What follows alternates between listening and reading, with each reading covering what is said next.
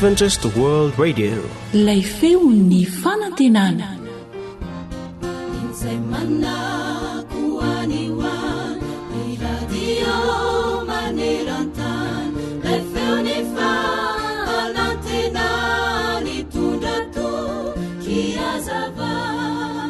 Mahafinaritra ny manao fizahan-tany ary fatratra ny fahalianana eny am-piazana sy any andava-bato. Indray andro ary dia misy karazany toy ny antily toy niaraka tamin'ny mpitarika iray. Nitondra jiro mandeha amin'ny gazy na makivaky ireo fiolahan'ny miodikodana, dongona sy tonelina tao amin'ny lava-bato iray. Tany Georgia any Etazonia. Tampotampoka teo tselatselatra mahajambena, feo mirondrona dia fipoahana mahatsiravina. Nampirehitra ireo gazy misoka avy any ambanin'ny tany ireo sy ny jiro mandeha amin'ny gazy nentin'izy ireo. Tao anatin'izany fahatairana tampoka izany dia ny fampiantso anarana ireo tovolahy rehetra. Tsy nisy naninona ny fito tamin'izy ireo fa ny 3 lahy kosa toditry ny vato sy ny tany niaraka tamin'ilay mpitarika azy ireo. Torakovitra izy 7 lahy niezaka iverina amin'ny lalana ny aviany teo. Nandingandingana vato sy lavadavaka, vato kely, vovovoka ary fotaka, nitsapatsapa lalana, ny azakazaka sy tafitoina. Raha vao nahatsinjo ny fahazavany fidirina ry zareo dia nanomboka niantso vonjy. Ary ny tao an-tsaina izy ireo voalohany indrindra dia ny hoe anao izay azo atao amonjena ireo namany, na ino kiatra na ino kidona. Endry mpiainonamako isany. Manoatra noho izany ny toe-tsaina izay tao an-tsain'i Jesosy rehefa nirahana monjy asianao izy. Eny, fa na dia hamoza ny ainy ary izany izay nahafatesany teo Kalvari.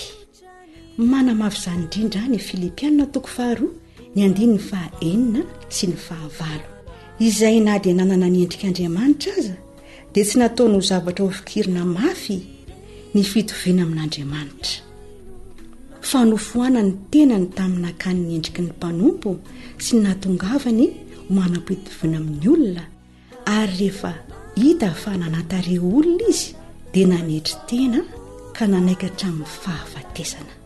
Dia ilay fahafatesana tamin'ny azo fijaliana. Ny Baiboly hanisan'andro no fonaina raisoamampo fazamalaina fartomotrany andro izay.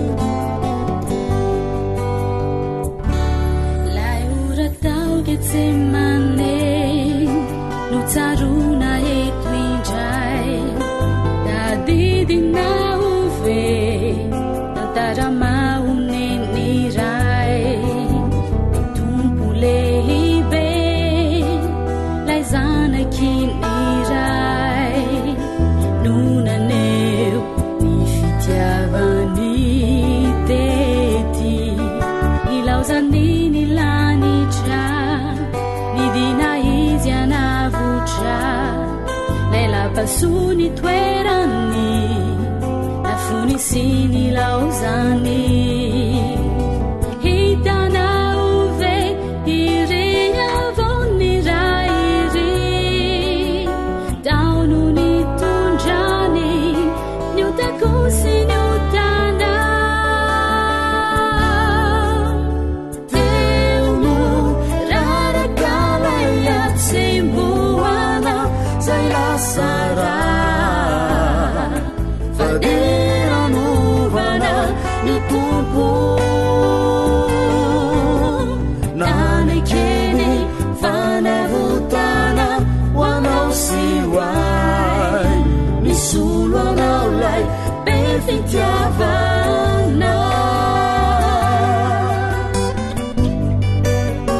Tarika Nosy.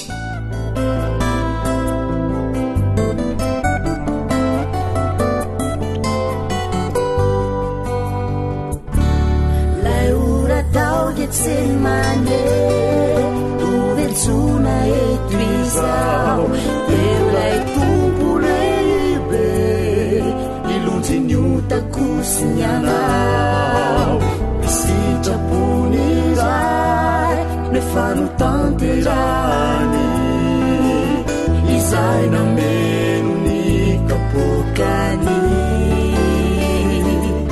miaretany avoko ireo fanaitaina na lehibe iolay tomponao jereo itambesarano tabe lolanao no nanoloraniny tenany fa izy rehefaty de tiatrany farany teono rarakala iatsemboana zay lasara fadeanovana ny tompo nanekeny fanavotana hoanao siway misolo anao lay be fitiavana teono rarakala iatsemboana zay lasara zany fanantenana fadeanovana ny tompo nanekeny fanavotana hoanao siway misolo anao lay be fitiavana nanekeny fanavotana hoanao siway misolo anao lay be fitiavana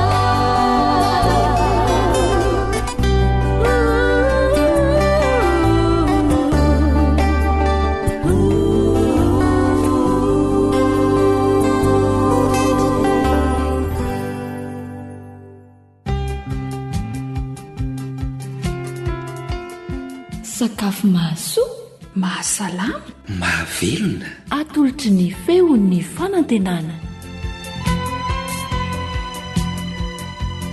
manotrra ny fiadanany tompo ao amin'ny tokantranontsika mpanaraka tsy tapaka ny fandaharana sakafo eto amin'ny feo fanantenana indray a ny namanao a Sabina Rakotondranaivo no manolotra ary ny namana Samy Makosa no mikarakara ny lafiny ara-teknika koa manara-finaritra toko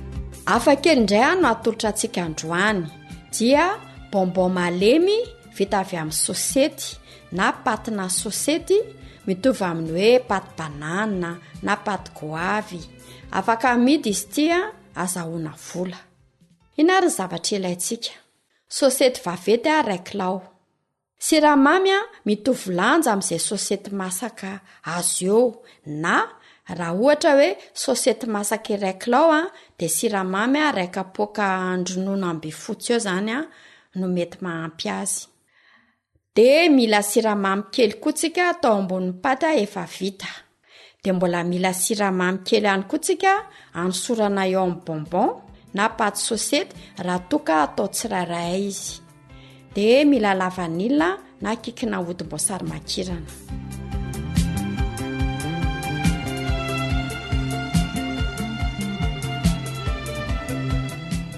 ao anara ny fomba fikarakarana an'izy ity zareo roa ny sosety dia avy eo alonay ao anaty rano aloha mba hiala ny ditiny eo amin'ny 10 minitra eo izay vao voasana dia avy eo tetehana atao majinika andrahoana ao anaty vilany izy asiana rano kely zany ny rano atao fa tsy atao betsaka mandra-pahaleminy satria ny sosety koa zany dia mitera-drano rehefa mandro azy dia potserina matetika amin'izay sady potika sy malemy izy sady miala koa ny ranony atao ritra tsara tandremana sao dia may fa lasa mivadika ny lokony rehefa masaka tsara izy dia esorina ao anaty vilany dia potserina indray mandeha indray amin'ny sotro rovitra na raha manana milina fitotoana mixer ohatra dia totoana amin'iny izy amin'izay izy tena malemy tsara Rehefa vita izay de atsikindray amin'ny zavatra mahakarakara izy mba hiala ny rano raha ohatra zany hoe sendra mbola misy ranony izy zany de alaina de mbola atsika indray atao amin'ny zavatra mahakarakara. Rehefa izay de lanjaina le sosiety efa malemy iny zany de lanjaina amin'izany ka izay lanjan'le sosiety masaka eo iny zany no lanjan'ny siramamy atao aminy.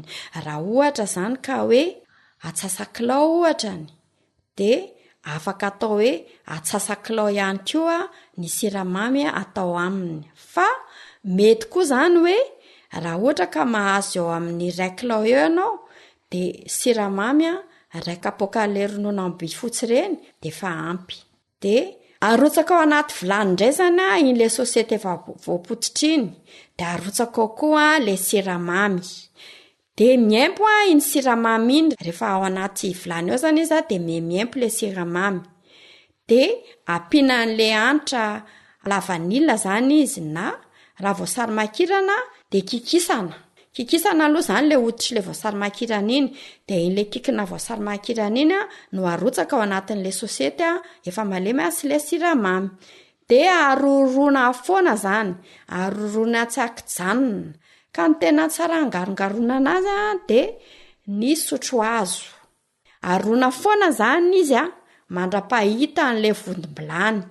Zany hoe rehefa mangarongaro an'le sosiety ao zany ianao de tsy miraikitra tsony le izy fa mehita zany ny ao ambanin'le vilany. De rehefa aritra tsara izy ny afatara anazy de ohatra ny afaka miodikodina mihitsy le sosiety malemy iny zany miampy an'le siramamy de lasa ohatrany hoe miodikodina boribory ao anatin'le vilany de vita zany izy amin'izay. De alaina ny latabatra, diovina tsara de hosorana menaka. Rehefa aveo araraka eo ambonin'le latabatra misy menaka iny le sosiety de aravina zany atao somary manifinify na arak'izay atevenana itiavantsika azy. Rehefa izay de rarahana le siramamy eo amboniny de avela ho maina tsara eo izy voatetehana arak'izay tiavantsika azy ohatra ny hoe ataotsika efajoro na ataotsika lavalava na ataotsika endrika telozoro arak'izay mahafinaritra atsika zany anaovantsika ny endriny.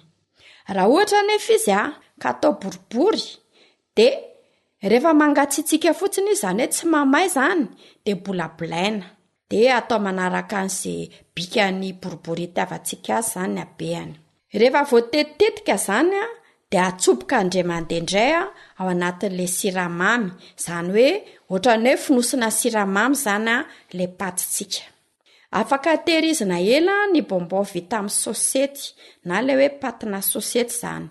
Afaka atao anaty bocal misarona koa izy na atao anaty sachet de azo amidy azahoana vola. Afaka ampiarahana mofomamy koa izy ohatra ny hoe gâteau, cake, madeleine na atao amin'ny salade de fruits. Ny sosiety de mora ambolena sady mamokatra be ka mporisihana isika amboly sy karakara ny sosiety amin'ny endriny hafa fa tsy atao laoka sy lasary foana fa mba hovahovana foana ny fomba fandrahoana azy mba hafinaritra ny mpianakavy.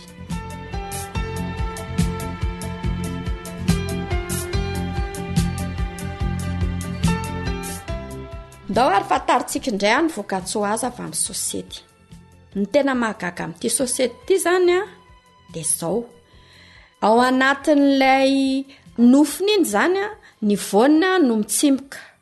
Zany hoe iny voanina iny zany rehefa manomboka ame matoy be zany le sosiety de ohatra ny tady ho vaky izy de eo zany tonga de mitsiro eo zany ny tsirony. Zay zany no mahampagaga amin'ity sosiety ity. Izy ity zany de tsara ho tazana mialohan'izy matoy. Zay zany izy ny tena tsara. Ao anatin'ny nofony sosiety koa de misy singa mpanohatra arafesina antioxydant antsoina hoe apigénine sy lutéoline. Ireo karazana mpanohatra arafesina ireo de ilaina mba hiadiana sy hanadiovana ny radicaux libres mahatonga ny homamiadana na ny cancer izany. Miara amin'ny homamiadana zany ny finanana sosiety betsaka. Izy ity koa zany de manala goty, manala tavy, mampadura. Manan-karena potasioma koa ny sosety. Eo amin'ny 520 grama ny potasioma ao amin'ny sosety milanja 100 grama. Mahasitrana œdème misy na ilay fivotosana amin'ny vatana, ohatra hoe mivoto-tongotra na lohalika sy ny sisa. Izy ity zany dia manadio ny loto rehetrarehetra any anatin'ny vatana any, zany hoe ny loto ratsy zany any anatin'ny vatantsika any.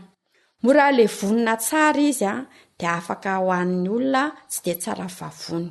Manala sy mampiena ny cholestérol ratsy izy, zany hoe le LDL. Tena tsara zany mihinana sosety ny olona manana tahana cholestérol ambony, satria anisan'ny sakafo tena mampidina cholestérol ambony ny sosety. Tsara ho an'ny olona te hanena vatana koa ny sosety. Ahoana ny fomba fanaovana izany? Sasana madio tsara zany ny sosety dia voasana ary tetehana. Atao madinika zany, dia asiana rano mandifotra azy izy dia saromana dia alonao zany mandrakalina. Dia ny maraina zany izy mbola tsy misakafo dia tonga dia iny aloha ny sotroina. Dia afaka atao rano fisotro koa zany iny mandra-paharivan'ny andro. Ny 9 isan-jato ny sosety dia rano avokoa. Misy vitamine B1 izy sy B2 na riboflavine. Misy vitamine PP koa izy miaro amin'ilay aretina antsoina hoe pellagra. Misy vitamine C koa ny sosety. Voalaza fa ny vitamine C dia vedetin'ny vitamine satria maro ny asiny. Ny vitamine C raha ampy tsara dia manamora ny fandraisan'ny vatana ny fer na vy. Ny vitamine C na acide ascorbique dia mpanohatra arafesina matanjaka, isankanana ny fahanteran'ny sela. Raha maka sosety iray zany dia misy 7,7 mg ny vitamine C ao anatiny. 7,7 mg be zao zany vitamine C ao anatin'ny sosety. Fa tsy izany ihany, ny vitamine C koa dia manafaingana ny fanolotra na ny cicatrisation. Araka ny fikarohana nataon'ny Université an'i Florida du Nord, dia afaka ampiasaina hitsaboana ny calcul rénaux ny ravina sosety. Ankoatr'izany koa dia afaka ampidinina tosi-dra ambony koa ny ravina sosety. Atao dite fisotro izy na atao rano fisotro. Voaporofo izany tamin'ny fikarohana natao tao amin'ny Université Purdue. Ahitana minéraly betsaka koa ny sosety toy ny potasioma, magnesioma, manganèse. Ny manganèse moa zany dia ilain'ny fiasan'ny ati-doha, karazana calmant izy, fiasan'ny aty ary fiasan'ny voa. Ny manganèse koa dia manamafy ny hery fiarovana natoraly amin'ny bakteria. Miaro amin'ny homamiadana ihany koa ny manganèse. Ny tsy fiampiana manganèse dia mahatonga marary any amin'ny taolana, ohatra hoe lohalika, aretin-damosina sy ilay aretina antsoina hoe artériosclérose sy ny sisa. Misy vy koa ny sosety. Ny tsy fahampiana fer dia mahatonga ny anémie, tsy fahampiana rà. Ny sosety zany dia misy fer, manatsara ny fiforoanan'ny globule rouge, liomena sy hémoglobine ao amin'ny vatana, ary mahatonga ny fisorohana ny anémie na tsy fahampin-drà. Amporisihana zany ny vehivavy bevoka mba hihinana sosety hisorohana ny tsy fahampin-drà. Tsy mampitohana ny fihinanana sosety no ireo fibra betsaka ao aminy. Mampitombo ny nonon-dreny koa ny fihinanana sosety. Mahatsara ny zaza ao am-boky izy satria misy ireo karazana B complexe, misy ny folate ilaina eo amin'ny fiforoanan'ny zaza ao am-boka ary miaro ny zaza teraka tsy ho tratry ny aretina neurolojika. Manala rivotra na gazy any amin'ny aty vavony koa ny fihinanana sosety na ilay antsoina hoe flatulence. Manan-karena potasioma koa ny sosety eo amin'ny 520 grama. Ny tahan'ny potasioma amin'ny sosety milanja 100 grama monja. Mampiena ny riska eo amin'ny fatapahana lalan-drà any amin'ny loha AVC koa ny fihinanana sosety araka ny fikarohana natao. Araka ny fikarohana natao dia ny fahabetsahan'ny homocystéine ao anatin'ny rà no mahatonga ny AVC sy ny areti-po. ny sosiety dia manana ny asida folika mandamina ny homosisteina ao amin'ny raha farany ny sosiety dia anisan'ny sakafo tsy misy very mihitsy satria azo hoanina ny raviny azo hoanina ny voniny ahoana ny finanana ny voniny azo endasina menaka izy na dobera dia azo hoanina tena matsiro toy ny voanjo andramane zao anefa raha mihinana sosiety betsaka ny olona ambany tosidra dia tsy dia mety satria mampidina tension ny sosiety afaka lanjalanjaina ihany zany fa tsy hoe sosiety foana isan'andro zany fa mety mampidina tosidra indray zany izay indray ary no azo atolotra antsika ko mandrapitafindray ary piany malala mandra-piona tompo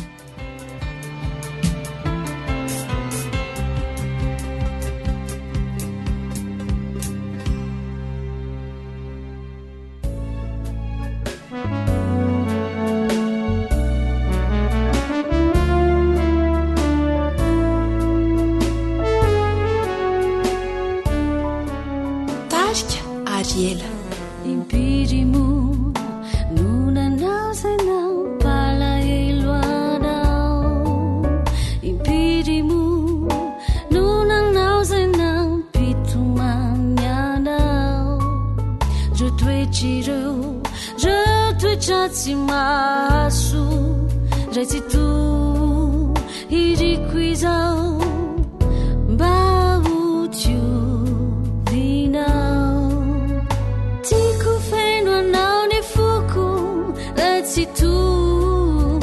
tiku azakanao atrami ny bitika toko tikanaolo hitoetra sy hitantana ny fiainako iriko re ny azakanao ratsy to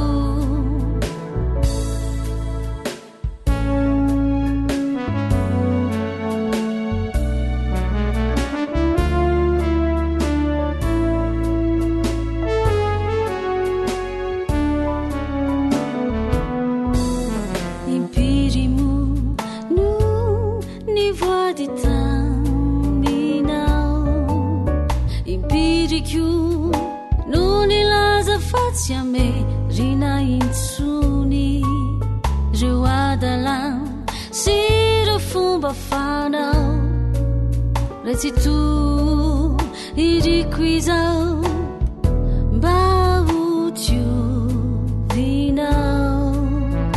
tiako feno anao ny foko ratsy to tiako azakanao atrami tikanaolo hitoetra sy hitantana ny fiainako iriko re ny azakanao ratsy to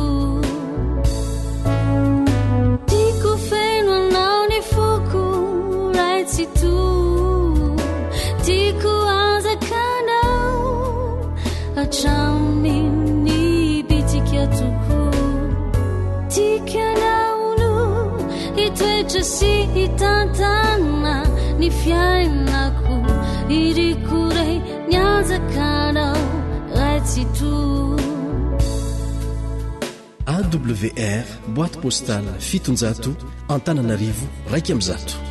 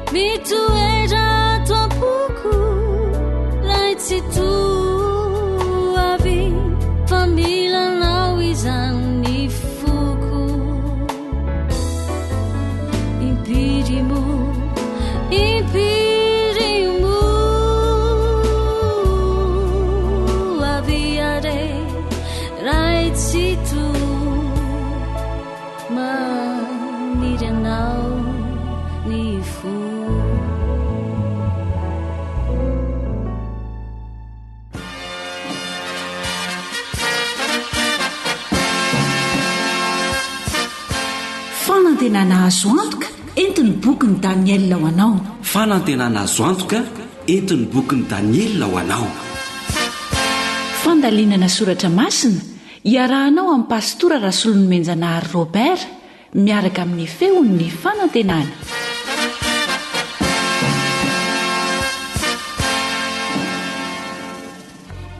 Ry mpiaino ajaina, miarahaba sy mirarosoanao sy ny ankonanao zahay. Mandritry ny fotoana vitsivitsy dia hiara-mandinika ny bokin'ny Daniel eto amin'ity fandarana ity isika rehetra.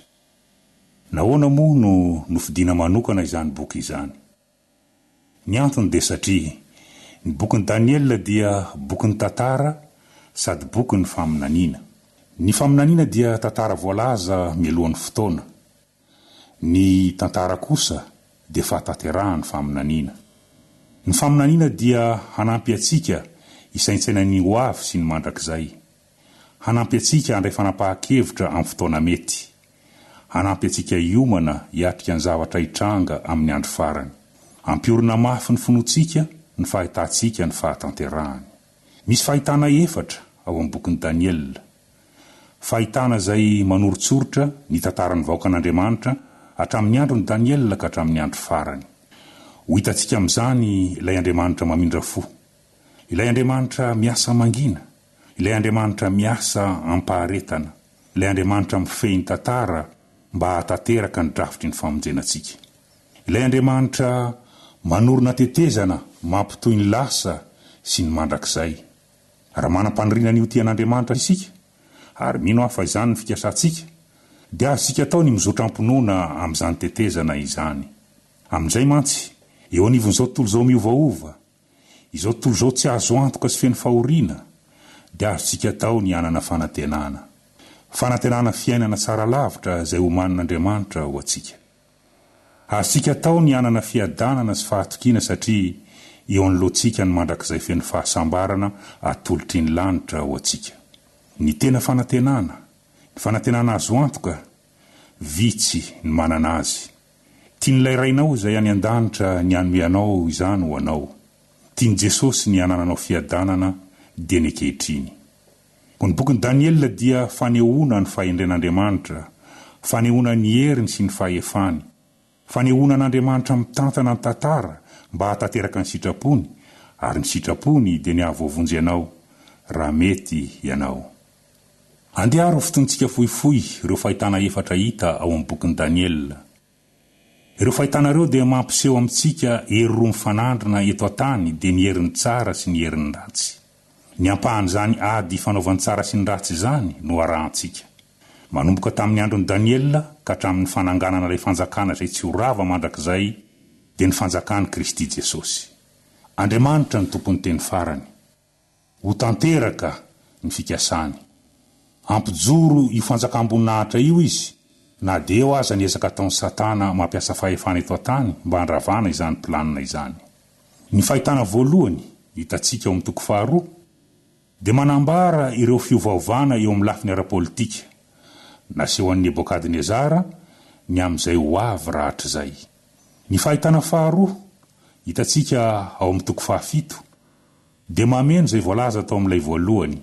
Manorontsorotra ny zavatra anjony vahoakan'Andriamanitra mandritry ny fandibiasan'ireo fanjakana voalaza atao amin'ilay fahitana voalohany. Mampiseho fa amin'ny farany dia andresy ny vahoakan'Andriamanitra ary ny fahavaliny kosa dia hiara ny fitsaran'Andriamanitra. Ny fahitana 3 ao amin'ny toko 9 sy toko 7 dia mameno ny fahitana 2 milazalaza ny ezaka ataon'ny Satana andringanana ny olon'Andriamanitra. Ny fahitana 4 manomboka ao amin'ny toko 10 ka hatramin'ny toko 12 dia mamintona ireo fahitana teo aloha ary manome antsipiriany bebe koa ny amin'ny zavatra hitranga. Mifantoka be dehibe amin'ny andro farany ny fanambarana, koa tsara indrindra ny andiny atsika an'izany. Ny toko 10:4 dia mivaky toy izao. Ary ampahafantatra anao izay anjony firenenao any amparany aho, hoy ny anjely tamin'i Daniel, satria mbola hiatra amin'izany andro zany ny fahitana. Ny fitantarana ao amin'ny toko 12 dia mitondra antsika amin'ny andro farany sy ny zavatra hitranga amin'ny faran'ny andro. Toko 12 ka ny 9 Mikasika indrindra izany fahitana ny amin'ny andro farany izany dia nomena baiko Daniela anisy tombo-kase izany mandra-pahatonga ny farany. Zany hoe amin'ny andro farany dia ho esorina ny tombo-kase ary ho fantatra izay voalaza. Ry mpiaino malala, velona amin'ny andro farany isika. Koa rehefa mandinika amin'ny mpivavahana ny bokin'i Daniela isika, dia amin'izao androntsika izao indrindra no fahatanteran'izay voalaza ao amin'ny Daniela 12:4 manao hoe hitombo ny fahalalana. Marina koa fa misy ifandraisany ny bokin'i Daniela sy ny bokin'ny Apokalipsy. I Jaona, ilay mpianatra malalan'i Jesosy, dia natao sesitany tany amin'ny nosy Patmosy, nomena fahitana mikasika ny tantaran'ny fiangonana izy, araka ny voarakitra ao amin'ny bokin'ny Apokalipsy, ary dia nolazaina izy ao amin'ny bokin'ny Apokalipsy 12:50 manao hoe aza asiana tombo-kase ny tenin'ny faminaniana amin'ity boky ity fa hatombotra ny andro. Izany hoe ny faminaniana mikasika ny andro farany dia tsy nasiana tombo-kase itsony ao amin'ny fahitana ny menan'ny Jaona. Raha misy zany zavatra tsy mazavazava amintsika ao amin'ny bokin'ny Daniela, dia azontsika atao ny mikaroka ampahamalinana ao amin'ny bokin'ny Apokalipsy mba hampisinda ny aizina. Koa dia manasanao ry mpiaino malala hiara-mandinika aminay ny bokin'ny Daniela. Ny bokin'ny Daniela dia ampibaribary eo amin'ny lohantsika ny zavatra iseho tsy ho ela eto amin'ity tany ity. Ny fahalalantsika izany dia hanampy antsika hiomana amin'ny fitsenahana an'i Jesosy, sady hananantsika fanantenana sy fiadanana eo amin'ny fiainana ankehitriny. Hosokafana eo amin'ny lohantsika ny rideau hibanjinantsika no avy. Andeha hiara-mivavaka isika.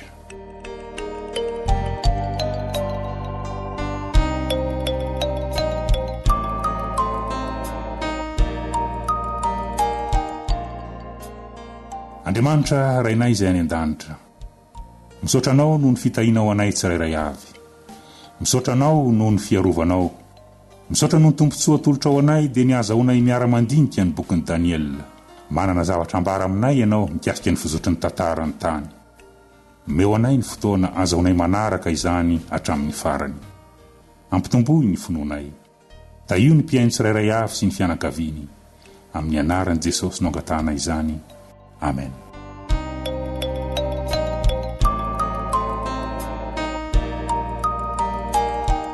Ary satria fandiniana no ataontsika dia mampiomananao sahady zay eto amin'ny fiandohana fa somary hamadibadika baiboly matetika isika.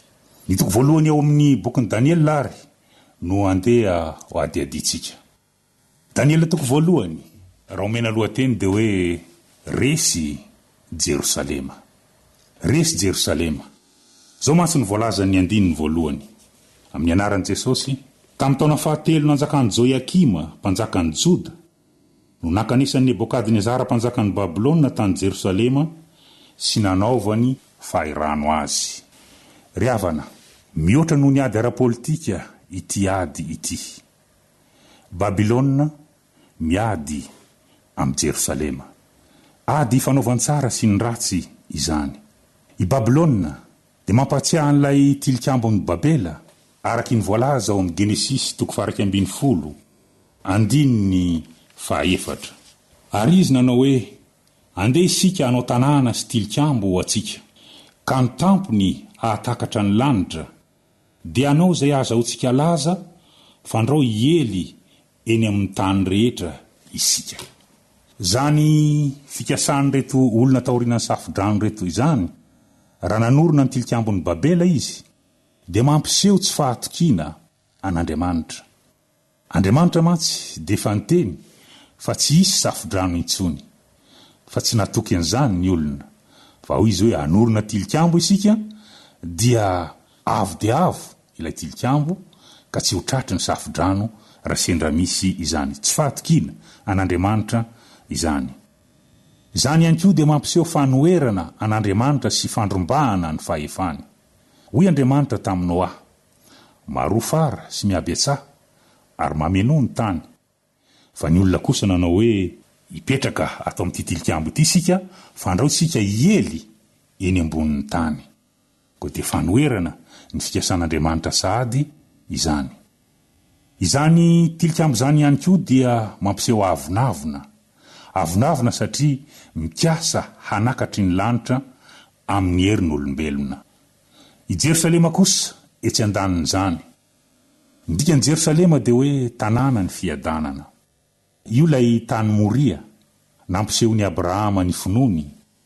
Genesis 2:20, ny 2:2 manao hoe aroa izy entony zanakao ny lahy tokanao zay tianao dia Isaka, ka mankanesa any amin'ny tany Moria ary atero any izy ho fanatitra hodorana ao amin'ny tendrombohitra anankiray zay ho lazaiko aminao. Dia nankatoan'izany i Abrahama. Mba fantatrao ve fa teo amin'io tendrombohitra Moria io no naorony Solomona ny tempoly. Hitantsika ao amin'ny tantara faharoa 7 ka ny 2 izany. Tantara faharoa 7 ny 2. Ary Solomona nanomboka nanao ny tranon'i Jehova tany Jerosalema tao atendrombohitra Moria. Jerosalema, lay tany Moria, tany nampsehony Abrahama ny finoany. Jerosalema, naorony Davida ho renivohitry ny fanjakany. Jerosalema, lay toerana iaonana amin'Andriamanitra. Jerosalema, tanàna fidina rehefa miverina avy amin'ny fahababona. Mitarika ny saina ibanjina lay Jerosalema vaovao naoron'Andriamanitra ho an'izay rehetra mino izany. Jerosalema, tanàna hoditsika rehefa miverina Jesosy. Dia ho afaka eto amin'ity tany be fahoriana ity isika.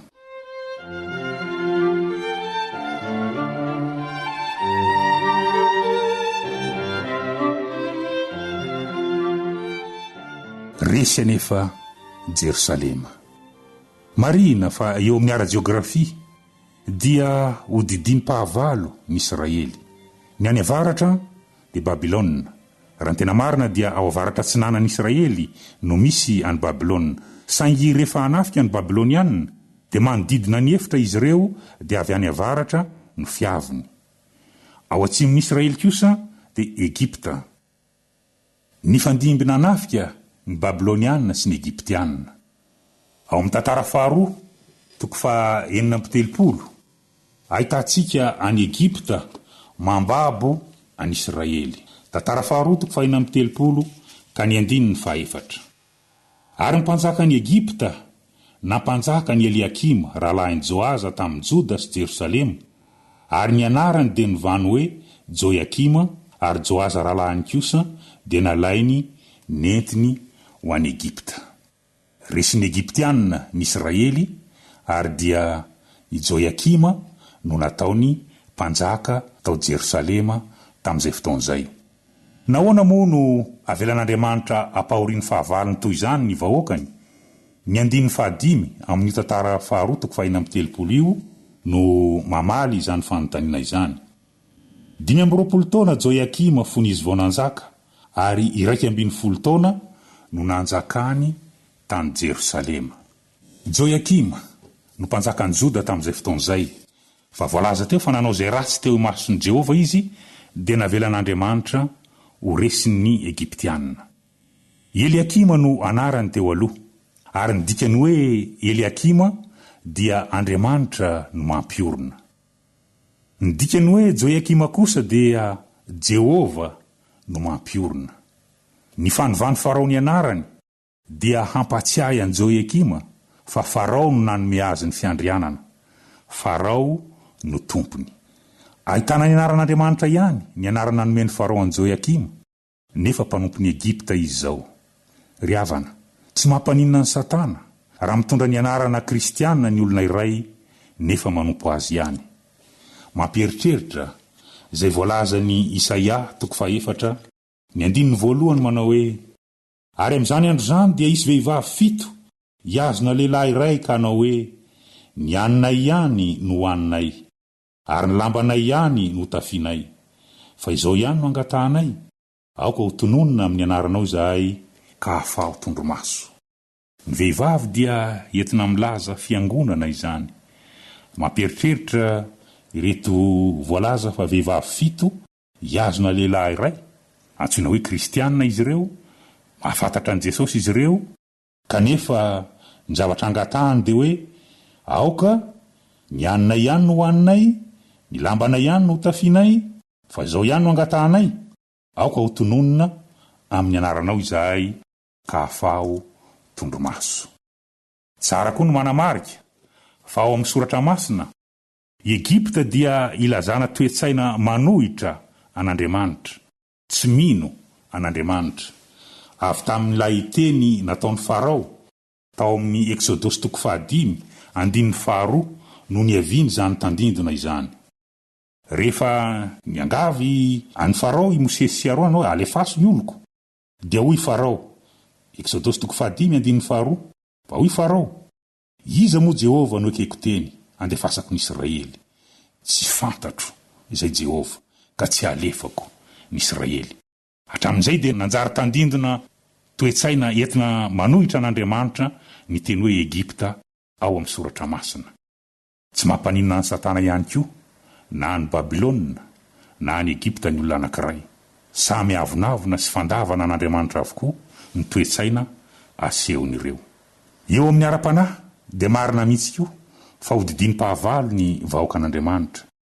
Etsy andaniny ny toetsain'ny Babilôna avonavona, fianteherana amin'ny herin'ny tena mba hahazahoana famonjena, fandrombahana ny fahefan'Andriamanitra. Ary etsy ankilany ny toetsain'ny Egipta, tsy finoana an'Andriamanitra, tsy miraharaha izay momba ny fivavahana sy izay momba an'Andriamanitra. Eto amin'ity bokin'ny Daniela ity ary, noho ny fahotan'ny zanak'Israely, dia navelan'Andriamanitra hanafika azy ny Babilônianina. Aderesy Jerosalema, Babo ny zanak'Israely. 500 taona talohan'izao dia nizotra tamin'io lalan'io koa i Abrahama, ilay razamben'izy ireo, saingy nifanohitra ny fitidiana. I Abrahama avy any Babilôna ho any Kanana. Ny taranany kosa kehitriny noho ny fahotany dia avy any Kanana miverina any Babilôna. Fa inona moa ny zavatra kendren'ny Satana? Ny zavatra kendren'ny Satana dia izao: ny vahoaka Babo dia kendrena mba ho very avokoa ny momba azy rehetra, ho adinoiny ny fototra ny aviany, ny tantarany tamin'ny lasa, ny fanantenany, ny maha izy azy na ny identiteny. Ho fongorana hatramin'ny fakany izay mety ho fahalalana ilay Andriamanitra marina. Ohatra, Daniela 2:1-7 ahitantsika any Aspenaza. I Aspenaza dia Persianina, anarana Persianina zany Aspenaza zany. Nomena toerana ambony tao amin'ny fanjakana izy dia nanompo ny mpanjaka, ary efa adininy ela ny fototra ny aviany. Dia izany koa no kendrena atao amin'ireto Babo ireto: hosoloina Andriamanitra Babilônianina ny Andriamanitry ny Joda.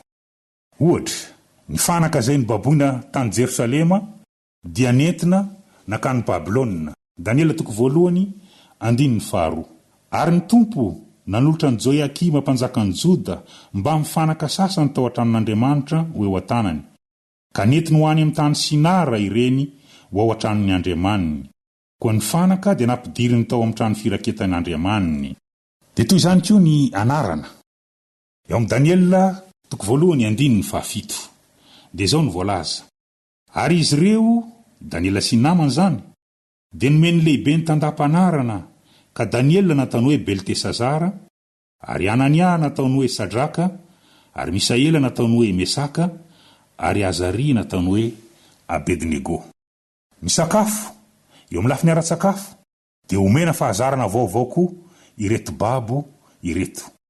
Raha fitinina amin'ny teny fohy izany dia izao: i Babilôna kendren'ny Satana hasolo any Jerosalema. Ny zava-doza dia izao: ireo Babo ireo Daniela sy namany ireo, araky ny voalaza ao amin'ny Daniela 2:1-5, dia hoe, ary ny mpanjaka nampanokana hanina ho an'ireo isan'andro avy tamin'ny haniny sy avy tamin'ny divay izay fisotrony, mba hamelomana azy 3 taona. Ary rehefa afaka izany dia hitoetra eo anatrehan'ny mpanjaka izy. Zava-doza ity mitoetra eo anatrehan'ny mpanjaka ity. Zao mantsy, misy fanambarana toy izany hitantsika ao amin'ny tantara faharoa. Tantara faharoa 7:20 ka ny 9:120. Tantara faharoa 7:20 9:120. Ry zanako, aza malaina ianareo, fa ianareo no fidian'i Jehova hijanona eo anatrehany hanompo azy. ka ho tonga mpanao fanompom-pivavahana sy mpandoro ditika azo manitra ho azy. Ny hoe mijanona eo anatrehan'i Jehova dia mpisoron'Andriamanitra izany, manompo an'Andriamanitra izany. Koa ny fanambarana hoe mijanona eo anatrehan'ny mpanjaka dia ireo zatovo ireo zany hitoetra eo anatrehan'ny mpanjaka, zany hoe ho tonga mpisorona rehefa manompo ny Andriamanitra sampiny ny mpanjaka ny Babilôna.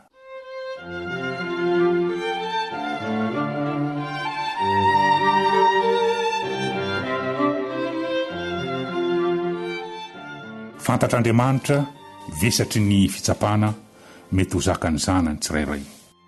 Mety mametra-panontania antsika hoe nahoana moa Daniela sy ny namany, izay olona marina, no tafiditra ho isan'ireo babo tany Babilôna ireo? Nahoana no mijaly ny marina? Ry havana, fantatr'Andriamanitra ny vesatry ny fitsapana mety ho zakany zanany tsirairay avy. Avelan'Andriamanitra andalo zavatsarotra ny zanany satria ny fikasany dia izao: ny mpanompo ny mahatoky na dia any an-tany pahavalo aza dia hijoro ho vavolombelona ho famonjena ny hafa. Tian'Andriamanitra ho vonjena matsy ny olona rehetra. Koa fehezin'Andriamanitra ny toe-javatra eo amin'ny fiainanao, ary mety ho fitaovana ampisehoan'Andriamanitra ny voninahiny koa ianao, tahaka ny Daniela sy ny namany. Ny lesinao antsika dia izao: ho didiny pahavalo isika, nefa avy any ambony ny famonjena antsika. Azontsika atao ny andresy tahaka ny Daniela. Misy fanantenana ao amin'ilay teny manao hoe ny tompo nanolotra, voalazan'ny Daniela 2:1-2. Zany hoe raha tsy nanolotra ny tompo dia tsy babo ny Israely. Midika izany fa mifehy ny toe-javatra ny andriamantsika. Daniela 2:1-7 dia mivaky toy izao: ary ireo zatovo efa da ireo dia nomen'Andriamanitra fahalalana sy saina ny amin'ny taratasy fahendrena rehetra, ary Daniela nahafantatra ny amin'ny fahitana sy ny nofo rehetra. Ilay Andriamanitra ny tompoiny reto zatovo reto dia Andriamanitra manolotra zavatsoa ho an'izay mahatoky azy. Maneho ny heriny any an-tany pahavalo ny tompo. Manomana ny ho avy izy, manana vaovao mahafaly ho an'izao tontolo izao Andriamanitra. Hitantsika eto Andriamanitra mitady ny olona any amin'ny toerana misy azy tsirairay. Ho hitantsika mantsy mandritra ny fandiniantsika n'izao bokin'ny Daniela zao, niezaka ataon'Andriamanitra amonjena ny mpanjaka ny Babilôna, amonjena ny olona rehetra. Eo amin'ny Daniela 2:1-20 dia mitsidika sahady ny fanafahana. Ary Daniela nahatratra ny taona voalohany nanjakan'ny Kirosy mpanjaka.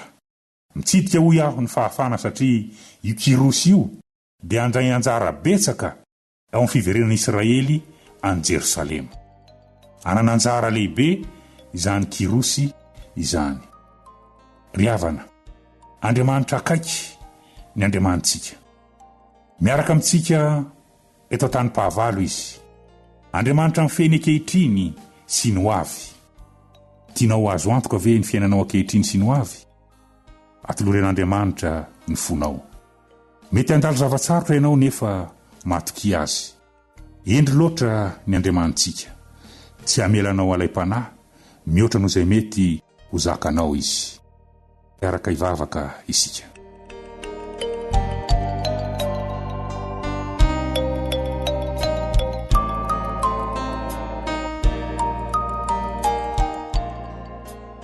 Andriamanitra rainay eo, Andriamanitra mahery ianao. Andriamanitra mifehy ny toe-javatra rehetra mba hatateraka ny famonjena izay rehetra mety andany aminao. Misaotranao no ny teninao mampiseho taminay ny fitantananao ny olonao. Fa na dia eto tany pahavalo azy izahay, dia ampody anay amin'ilay Jerosalema vaovao ianao. Ampitomboy ny fononay. Da io ny mpiaino tsirairay, da io ny fiainany ara-nofo sy ara-panahy.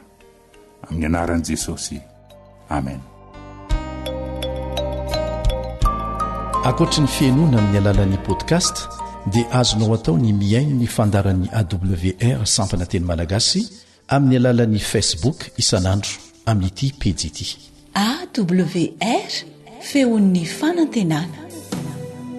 Chansunyana ya chika fitsapana fanenjeanyaniku tetsaruvi sy fantaro filatanana piarutiana izy ombana sarodalana ifiainantsika Écho du Christ annonce B2 hasoparana tsy misy ny fity natafiotra alondrano faorina mampimalo ilazao Jesô fa izy anampiana mijoro mareta izy ombana mitraka oazakivy mivava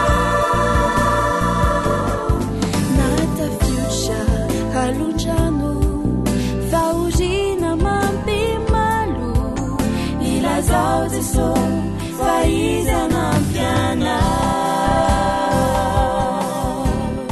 AWR Téléphone 033 37 106 13 034 06 797 62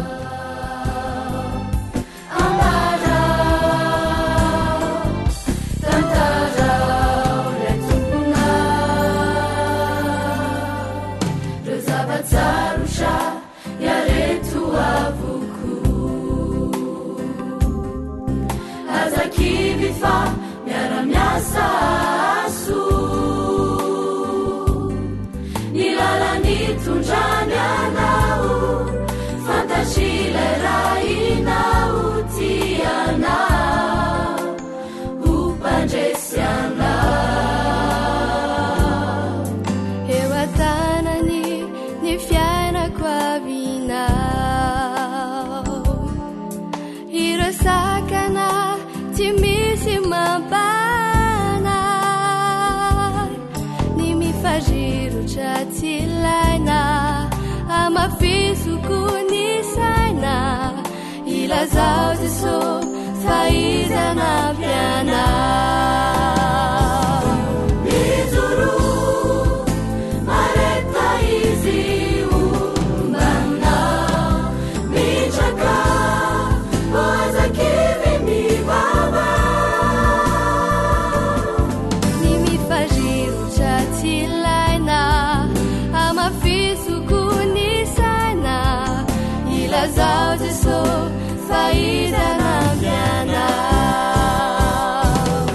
mijuru mareta izi umbana mitraka oazakivy mivava nimifajiro chatilaina amafisukuni sana ilazao Jesô faiza na piana. You are listening to Adventist World Radio, the voice of hope.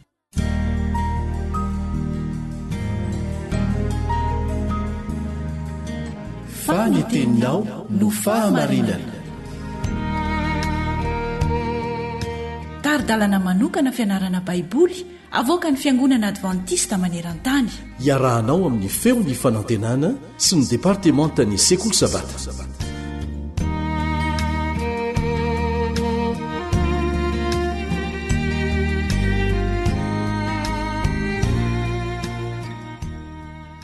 Manasanao hanohy ny fandalenantsika ny amin'ny sabata amin'ny mahafahalalana sy fanehoana ny fitiavan'Andriamanitra azy.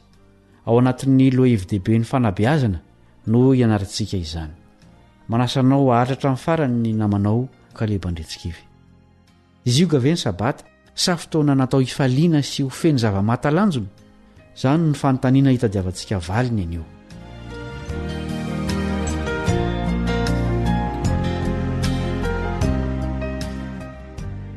Ny Genesis toko voalohany sy faharoa no hitantarana ny famoronana ao amin'ny Baiboly.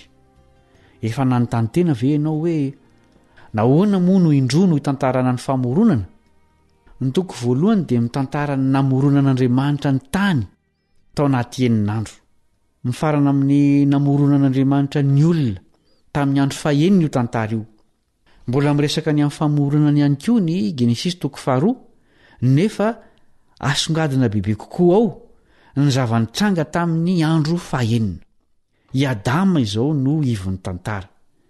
Maneho amintsika ny Genesis 2 fa ny zavatra rehetra dia nataon'Andriamanitra ho an'ny olona, ny zaridaina, ny renirano, ny biby sy ny sisa. Tsara loatra ny tantaran'ny famoronana ka tokoroa no nilaina hitantarana izany. Ilaitsika izy ireo. Ilaitsika ny toko voalohany izay manambara ny herin'Andriamanitra pahay kanto tia atsara-tare. Ilaitsika koa ny toko faharoa izay maneho amintsika Andriamanitra mamorona fianakavian'ny olombelona izay hifankatia sy hifampikarakara ary hitandrina ny zavatra rehetra noforonan'Andriamanitra. Ny sabata voalohany tamin'ny famoronana dia manampy antsika hatsiaro ny namoronan'Andriamanitra ny tany ao amin'ny toko voalohany. Ahoana ny amin'io sabata voalohany io? Andeha raha antsika mamaky ny Genesis 2 andiny voalohany ka hatramin'ny 7. Genesis 2 andiny voalohany ka hatramin'ny 7. Dia vita ny lanitra sy ny tany sy izay rehetra ao aminy. Ary tamin'ny andro 7 dia vitan'Andriamanitra ny asa efa nataony ary dia nitsahatra tamin'ny andro 7 izy tamin'ny asany rehetra izay efa nataony. Ary Andriamanitra nitahany andro 7 sy nanamasina azy satria tamin'izany nitsaran'Andriamanitra tamin'ny asany rehetra izay noforoniny tamin'ny nanaovany azy. Io sabata voalohany io ihany koa dia manampy antsika hatsiaro ny famoronana ao amin'ny Genesis 2. Vao vakitsika teo fa nitahin'Andriamanitra sy no amasininy ny andro sabata. Ataontsika hoe ianao ono no Adama na Eva tamin'ilay sabata voalohany teto an-tany. Io no andro voalohany iainanao sady niarahanao tamin'ny fianakavianao sy niarahanao tamin'Andriamanitra. Andro anandramanareo zavatra marobe zany andro zany. Manomboka mianatra an'Andriamanitra izay namorona ny zavatra tsara tarehy manodidina anao ianao. Gaga ianao mahita ny elefanta, dia avy eo mahita ny saona. Mitsika ianao mahita ny zirafy sy ny omby manga misangisangy. Mangina ianao eo ampijerena ny loko sy ny endrika maro sy eo ampienona ny feonkira-kanto ataon'ny vorona. Feno fifaliana ianao eo ampanandramana ny tsiro ny voankazo isan-karazany sy eo ampijerena ny voninkazo ao amin'ny zaridaina. Ambonin'izany rehetra izany manomboka mianatra ny amin'ny fitiavana ianao sy ny fikarakarana ny hafa. Ianaranao avy amin'Andriamanitra sy ho azy izany rehetra izany. Rehefa izany dia zarainao amin'ny hafa ny fanandramanao. Azo antoka fa tsy andro nankaleo no ny fidonanam-pona ho an'ny Adama sy Eva io sabata voalohany teto an-tany io. Andriamanitra no namorona ny sabata izay nataony ho an'ny olona mba hahatsiarovana izy ireo azy sy ny zavatra rehetra noforoniny. Fotoana natao feno fahagagana sy fitalanjonana ho an'ny olombelona ny sabata. Mazava ho azy araka izany fa manjary tafasaraka ho azy amin'Andriamanitra mpamorona ny olona rehefa manadino ny sabata. Engany etsy ho anisan'izany isika. Mifarana eto ny fiara-mianatra androany. Manome fotoananao ao amin'ny fizarana manaraka ny mpiara-mianatra aminao Kaleba Andretsikivy.